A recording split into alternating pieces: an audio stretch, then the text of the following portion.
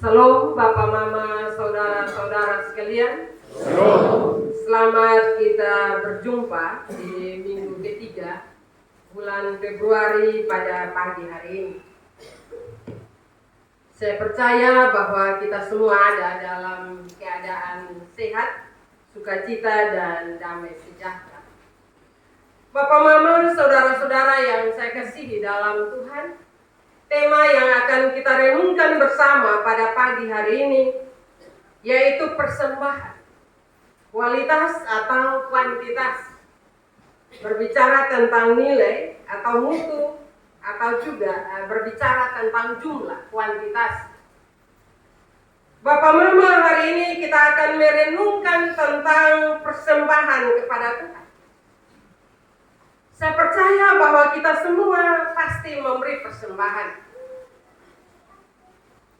Dalam bacaan pertama, kita melihat bagaimana Yesus memperhatikan persembahan seorang janda miskin yang memberikan 2 peser. Itu setara dengan rupiah, itu Bapak Mama, 1.875 rupiah. Yang mungkin terlihat kecil dan tidak berarti di mata manusia, tetapi memiliki makna yang besar di mata Tuhan. Sementara itu dalam kitab pertama Tawarik pasal 29 ayat 13 hingga ayat yang ke-17, kita melihat Raja Daud mengucap syukur kepada Allah atas segala persembahan yang telah diberikan oleh umatnya untuk pembangunan bait Allah. Walaupun kita tahu bahwa pembangunan itu akan berjalan di zamannya Salomo. Tetapi sebelum Salomo memerintah, berbagai hal persembahan telah dikumpulkan untuk pembangunan bait Allah. Bapak Mama, dari 2 bacaan yang kita baca pada pagi hari ini, mari kita belajar makna persembahan yang sesungguhnya yang harus kita lakukan dalam kehidupan iman percaya kita kepada Tuhan. Persembahan kecil tetapi berarti. Kitab Injil Lukas pasal 1 ayat pasal 21 ayat 1 hingga ayat yang ke-4. Dalam bacaan ini Bapak Mama, Yesus memperhatikan, melihat bagaimana seorang memberikan persembahan. Orang kaya dengan caranya, tetapi Yesus lebih tertarik pada persembahan janda miskin yang hanya memberikan 2 peser, atau sekali lagi setara dengan rupiah, yaitu 1.875 rupiah. Pertanyaan bagi kita, apa yang membuat persembahan janda itu begitu istimewa? Meskipun jumlahnya sangat kecil. Bapak Mama, saudara-saudara yang saya kasihi dalam Tuhan, persembahannya mencerminkan hati yang tulus dan pengorbanan yang besar. Janda itu memberikan segala yang dimilikinya, bukan hanya sisa-sisa dari kekayaan. Hal ini mengajarkan kepada kita, persembahan itu bukan tentang kuantitas atau jumlahnya atau besarnya, tetapi bagaimana seseorang berupaya agar dapat memberi persembahan dan niat hatinya ketika memberi. Sekali lagi, kita semua punya kesempatan untuk memberi. Tetapi dari bacaan ini kita belajar bahwa tidak sekedar kita membawa persembahan dan kita mempersembahkannya kepada Tuhan, tetapi bagaimana dengan niat hati kita? Kadang kita memberi persembahan karena sebuah rutinitas. Ya memang kalau di gereja harus bawa persembahan. Kalau ketemu sudah taruh tangan di dalam saku hitam, apa kata orang di sekitar kita? Tetapi mari kita belajar dari cerita ini, Bapak Mama.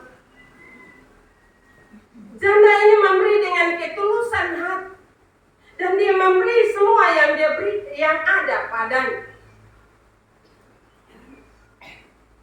Dari cerita ini Bapak Mama mau mengajak kita untuk merenungkan Apakah kita lebih fokus pada jumlah yang kita berikan atau pada sikap hati kita saat memberikan?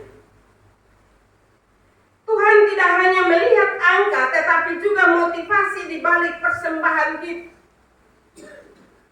Dia mencari hati yang rela dan penuh kasih, bukan sekedar angka yang besar.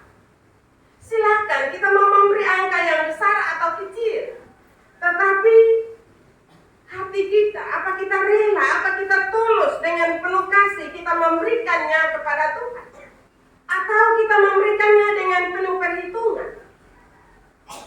Kadang disitulah letak kesalahan-kesalahan kita. Papa, mama, saudara-saudara yang saya kasihi dalam Tuhan. Hal yang kedua, syukur dan persembahan dalam pembangunan. Raja Daud bersyukur kepada Tuhan atas semua persembahan yang diberikan umatnya untuk pembangunan Bait Allah. Daud mengakui bahwa segala sesuatu yang mereka miliki berasal dari Tuhan, dan mereka hanya memberikan kembali apa yang telah Tuhan percayakan kepada mereka. Pemahaman ini harus ada dalam kehidupan kita sebagai orang-orang yang percaya kepada Tuhan. Apa yang kita berikan itu bukan milik kita. Apa yang kita kelola, apa yang kita nikmati dalam kehidupan kita, itu bukan milik kita, Bapak Mama. Itu milik Tuhan. Karena itu ketika kita memberi, kita mesti punya kesadaran itu, bahwa yang kita miliki ini Tuhan punya. Karena itu kita bawa persembahkan sebagai ungkapan syukur, sebagai pujian untuk hormat dan kemuliaan nama Tuhan. Karena itu milik Tuhan. Kalau pemahaman itu ada dalam kehidupan kita, Bapak Mama, maka yang kita persembahkan itu, kita akan mempersembahkannya dengan ketulusan, dengan kita mempersembahkannya dengan hati yang kudus. Karena itu Bapak Mama, Raja Daud mengucap syukur kepada Allah. Kenapa juga Bapak Mama, Raja Daud mengucap syukur? Karena dia tahu bahwa Allah melihat hati mereka, Allah melihat apa yang mereka harapkan. Karena itu dia memuji Allah. Dia tahu bahwa Allah memuji hati.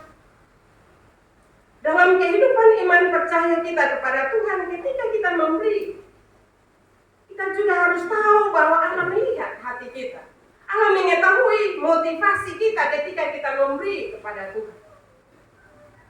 Karena itu dari kebenaran firman Tuhan ini, Bapak Mama, marilah kita membaharui hidup kita, membaharui motivasi persembahan kita. Mau jumlahnya besar bukan berarti kita tidak perlu memberi jumlah yang besar. Silakan, kita mau memberi jumlah yang besar tidak apa. Yang penting motivasi kita benar. Kita mau memberi yang sedikit juga, yang penting hati kita baik.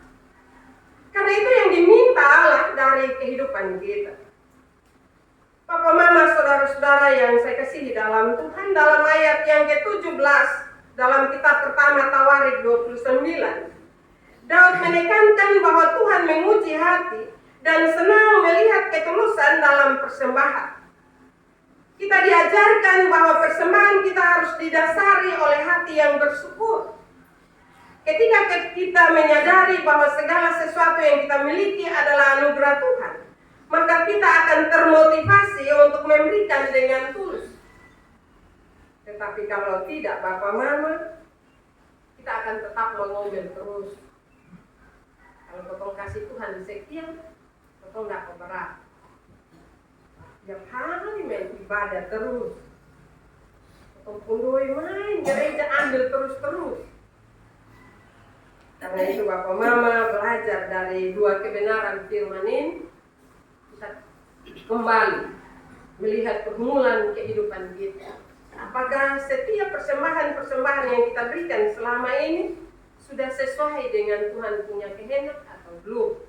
Kalau belum, masih ada kesempatan bagi kita Bapak Mama untuk memperbaikinya.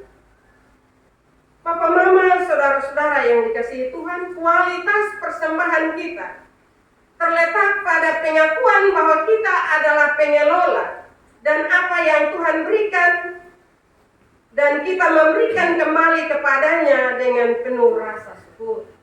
Tuhan memberi bagi kita, karena itu kita membawa kembali sebagai ucapan syukur. Terima kasih Tuhan atas setiap berkat yang Tuhan berikan dalam kehidupan saya. Ungkapan syukur itu akan menolong kita untuk dengan tulus hati memberi. Baik itu kolektif, baik itu nasar, baik itu syukur-syukur, baik itu perpuluhan, maupun persembahan sukarela untuk pembangunan. Belajar dari kehidupan Daud bersama umat Tuhan pada waktu itu. Walaupun pembangunan itu belum ada, tetapi Daud sudah memberi motivasi bagi umatnya untuk mengumpulkan persembahan sukarela. Dan mereka melakukan itu dengan sukacita karena kesadaran itu Bapak Mama, bahwa yang mereka miliki itu bukan hak mereka, bukan milik mereka sendiri, tetapi itu adalah milik Tuhan. Bapak Mama, saya percaya bahwa ketika pemahaman itu ada dalam kehidupan kita semua, maka pembangunan renovasi gedung gereja ini selama selesai dan ketumpu utang itu selesai. Kalau kita menyadari hal itu. Tetapi kalau kita belum menyadari hal itu Bapak Mama, maka kita akan hitung untung ruginya. Karena itu marilah belajar dari kebenaran firman Tuhan ini Bapak Mama. Kualitas persembahan yang diterima Tuhan, persembahan yang berkualitas adalah persembahan yang mencerminkan kasih kita kepada Tuhan dan juga sesama. Dalam pelayanan kita baik di gereja maupun dalam kehidupan sehari-hari, mari kita berikan yang terbaik dari diri kita, bukan hanya dalam hal materi, tetapi juga dalam waktu, tenaga, dan perhatian kita kepada sesama. Berbicara tentang persembahan Bapak Mama bukan hanya masalah materi saja, tetapi masalah waktu. Apakah kita mau mempersembahkan waktu kita untuk memuliakan nama Tuhan atau tidak? Kita mau menyisihkan sedikit waktu untuk ada di hadirat Tuhan atau tidak? Kalau berbicara tentang persembahan materi yang mungkin ada uang ya ketong kasih. Tapi masalah waktu ini Bapak Mama kadang masih menjadi kendala besar dalam kehidupan kita. Kita mau memberi sedikit waktu, kita akan memperhitungkan apa yang kita dapat, buang-buang waktu dan seterusnya. Padahal tidak. Ketika kita memberi diri kita untuk memuliakan nama Tuhan, mengatur sedikit waktu untuk ada di hadirat Tuhan, itu adalah suatu persembahan yang baik, satu persembahan yang memuliakan nama Tuhan. Karena itu marilah Bapak Mama, dalam menjalani hidup ini, kita tidak hanya memberi materi, tetapi waktu, tenaga kita. Itu juga sebuah persembahan yang hidup. Belajar dari firman Tuhan pagi ini, maka marilah kita melihat kembali kehidupan kita. Bagaimana kualitas diri kita saat kita memberi persembahan? Apakah selama ini kita memberi persembahan sesuai dengan kehendak Tuhan atau belum? Bila kita memberi sesuai dengan apa yang menjadi hak Tuhan dan dengan penuh kesungguhan hati, serta yakin bahwa Tuhan akan selalu menyertai, maka berapapun jumlah persembahan yang kita berikan mempunyai nilai yang besar di mata Tuhan. Karena itu marilah yang utama adalah mempersembahkan hidup kita, supaya berkenan dengan sendirinya kita akan memberikan persembahan berupa materi, waktu, tenaga, kita akan berikannya bagi Tuhan. Yang paling utama sekali lagi, Tuhan minta kita mempersembahkan hidup kita. Ketika kita mempersembahkan hidup kita, maka persembahan-persembahan yang lain dengan sendirinya akan mengikutinya. Karena itu marilah kita merenungkan firman Tuhan ini dan kita melihat kembali apa yang selama ini kita lakukan.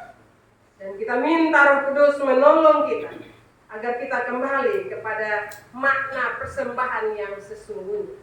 Firman Tuhan memberkati kita pada pagi hari ini. Amin.